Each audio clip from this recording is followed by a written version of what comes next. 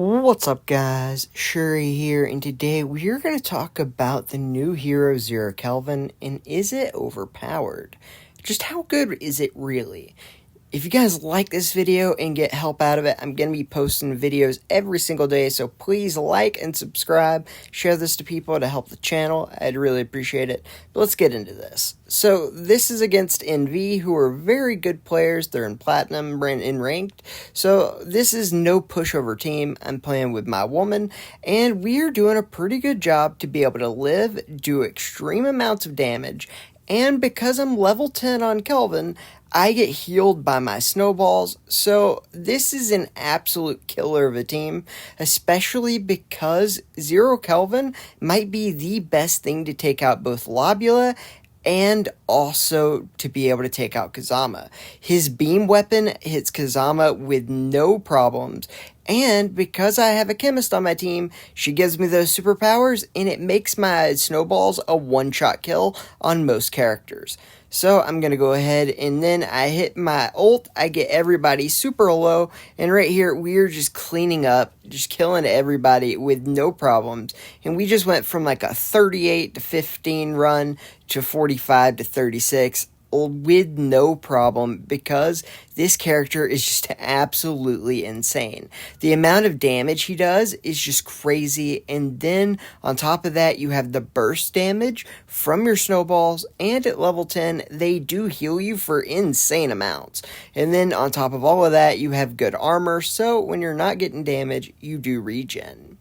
This works against the best players in the world. Me and my woman went in as a team of two and got matched up against one of the best players in the world in Wake Up from Exclusive. He is number 2 in Ranked. He is one of the best players. I know him personally. He's a very good guy, and this is not about him being bad. Trust me on that. He is so good, and there's absolutely nothing you can do against Zero Kelvin, especially if they're playing with a chemist, by the way. And our random third did pretty good. I want to give a shout out to that guy, because, I mean, these are not easy people to be able to beat. And the worst part for them is they were just driven back in their base to camp, because what else are they going to do? I'd take so much damage without dying. I heal myself with my snowballs. I do insane burst damage. And then on top of that, I have Chemist, which can give me superpowers for a free triple kill anytime I want. Just go in there by myself. And it's absolutely insane. What are they even supposed to do other than camp? And that's why this character is so overpowered. Even against the best people, there's not much to do to counter it, because you can run in there doing huge beam damage with your weapon, and then you can just burst them down for like 4 to 6k, depending on if you have the superpowers from the chemist. And then pushing in right here, I tried to go ahead and get the lead by 2, that way I could kill the hunter, but the hunter did a great job to get away. As I said, these are very good players. And right here, I'm just trying to go in, throw my snowball to distract him, to get him to come around, which worked perfectly, which allows me to go back, get down the shield, and distract him again. While my team comes in on the side, we're going to go ahead, just distract him, because there's only 20 seconds left. I'm telling my team to get back, and we're just chilling, sitting here, doing our thing, and as soon as we get to 10 seconds, we're going to run back. I do get hit by Wake Up's ult, but I'm able to stay on this side. I throw a snowball on the other side to be able to launch him in the air, and we do end up going and getting the win. Going 6-3 against some of the best players in the world, all because this guy is absolutely insane when it comes to living. You have so much health, your armor regenerates, and then you do the burst damage that is also AoE damage. As you can see there, this is in Platinum. It's some of the highest ranks in Ranked mode, and I'm able to just sit next to my snowballs, heal myself up, and hit these guys for so much damage. Even when the chemist uses superpowers, heals to full, he's not able to do very much, and it's not his fault. It's just simply you can't out-heal this guy's damage. It's that much. This guy comes up to me with Diggy, immediately gets hit and killed, because there's nothing to do. it's just that much damage. And that's why this guy's OP. And the coolest part is you can hit people around corners with no problem. And you're just not safe anywhere. Right there, we're going to use our ult, and the balls do move around. So we're going to go ahead and start doing a little bit of damage there. And then we see there's 2 people in the hallway. So we're going to go ahead, hit it around the corner, and it hits all of them to just do an insane amount of damage getting those kills.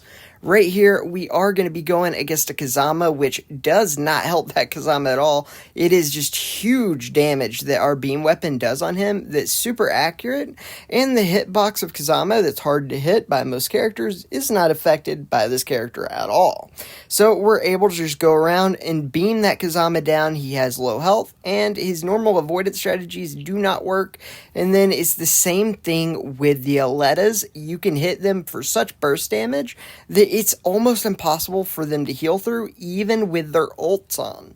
It's absolutely absurd. Right here, we are going to be able to get that Aleta instantly. And that is what I love about Zero Kelvin and why he is one of the best. Right here, we see this guy's going to try to go around, so we just try to predict it, hit him around the corner, and yes, we were able to hit him for the 5th kill in a row.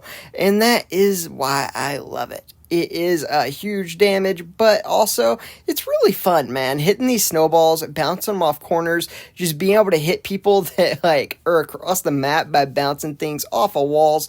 It's absolutely the most fun character I've ever played. Maybe Ya is a little bit better, which will be my video tomorrow, and about how fun that character is. But this one's definitely on the list.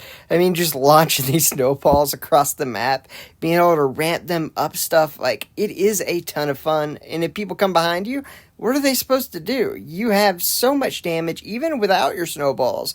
And then once you get them low enough that 4,000 damage will kill them, you just pop it out, hit them, and when they're far away, you can just try to ramp things off. The one downside is sometimes he'll hit it sideways, sometimes it'll go behind you, and if you don't hit your snowball, it can really screw you over because it'll just stay wherever it's at until it blows up by itself, which takes forever. And so one thing that you got to be careful with is having snowball management and making sure that if you use it like I just did right there, you got to hit it to break it, because it'll just stay there and then you can't use it again, because the thing that summons the snowball is what also hits it. So when there is a snowball out, you cannot hit, or you can't regen a new one. So you do have to make sure that if you do pop one out, you got to hit it to break it.